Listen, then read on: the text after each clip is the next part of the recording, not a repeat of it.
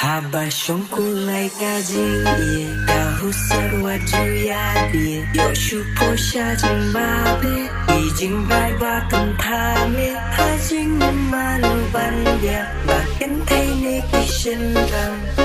Duda berkat ya kain langkah salam Habashonku laika jingie Kahusar wajuya dia Yoshu posha jimbabe Ijing bai ba kentame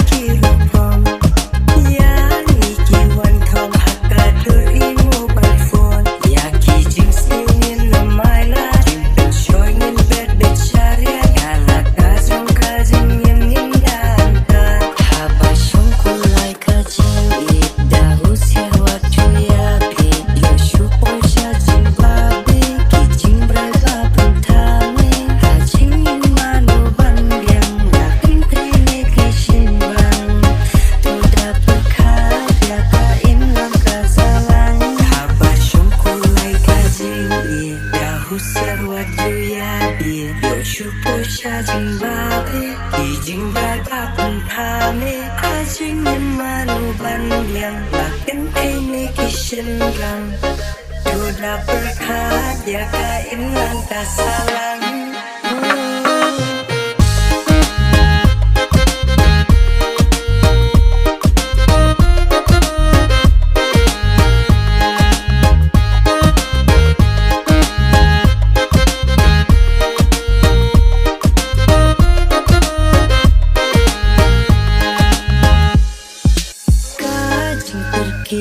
Kadani kajuk bengi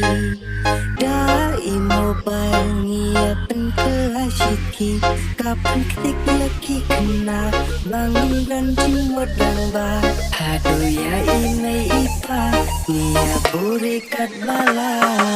Habangi beki kubor man lakas ni Miki cinjak iba